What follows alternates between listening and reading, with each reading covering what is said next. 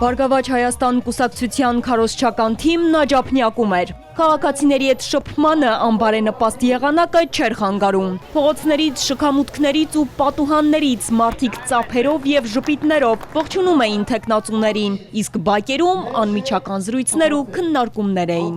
Մեր քվեաթերթիկը համար 7-ն է։ Հունիսի 7-ին։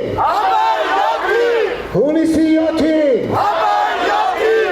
Նախընտրական ցուցակի երկրորդ համար Անդրանիկ Թևանյանի խոսքով Նիկոլ Փաշինյանը բովանդակային առումով այլևս ասելիք չունի եւ քաղաքական ու քարոզչական դաշտում պարտվում է հավաքական ընդդիմությանը։ Իր ղեկավարած Մայր Հայաստան կուսակցությունը մասնակցում է ընտրություններին ԲՀԿ-ի հետ, ձևաչափը դիտարկելով որպես իշխանափոխությանը նպաստող արդյունավետ ճանապարհ։ Մեզ համար տվյալ դեպքում շատ ավելի կարևոր է, որպեսզի հավաքական ընդդիմությունը միասնաբար հաղթանակ տանի եւ մենք փակենք այս էջը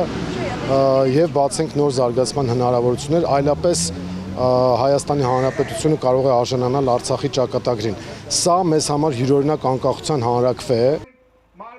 Լուիզա Սարգսյանի խոսքով քաղաքացիական պայմանագիր կուսակցության եւ նրա թիմի վարքագիծը ցույց է տալիս հետեւյալը, ով իրենց հետ չէ, ընկալվում է որպես թշնամի, իսկ պաշտպանության հիմնական միջոցը ընտրել են նախահարձակ լինելը։ Երկրում կրկին խորանում է ատելության մթնոլորտը, հասարակությանը պառակտում են, թիրախավորում արցախցիներին ու նույնիսկ կանանց։ Եվ ես այսօր ուզում եմ դիմեմ քաղաքացիական պայմանագիր կուսակցության կին падգամավորներին։ Դուք ուր եք, ինչու չեք արձագանքում, դուք ազգային ժողովում ինչու եք նստել այդ կաբինետներում, գենդերային քվոտա եք զբաղեցնում, դուք ինչպես եք նայում այն տեսարանին, երբ բժշկական գիտությունների թեկնածու կնոջը, ով կյանք է պարգևել հազարավոր երեխաների եւ բուժել է, օգնել է նրանց մայրերին, այդ աշճանի վիրավորում են եւ ձեր ոչ բժիշկ տիկին նախարարը կանգնած նայում է այդ տեսարանին, գլխով թափահարում է, այո է ասում, հաստատում է եւ հետո իր լայվերի մեջ տիկնոջը անվանում է սադրիչ, ասում է սադրիչներ մի ուղարկեք, առավել եւս կնոջ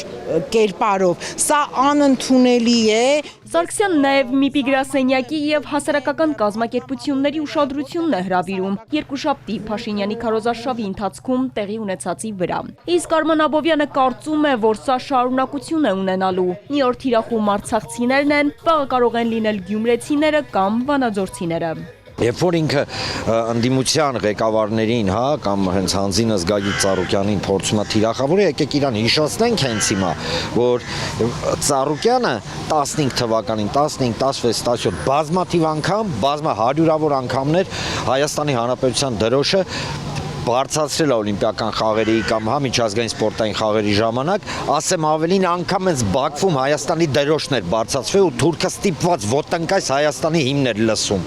Իսկ Նիկոլ Փաշինյանի ժամանակ հայկական դրոշի մեջ փաթաթում էին մեր տղեկին ու գնդակարում։ Քաղաքացին կանգնած է ընտրության առաջ, ընտրել Հայաստանի Հանրապետությունը, թե Արևմտյան Ադրբեջանը։ Քվեաթերթիկ համար 7 միացի։ Ալադավթյան, Հարություն Հովսեփյան, Էպիկենտրոն։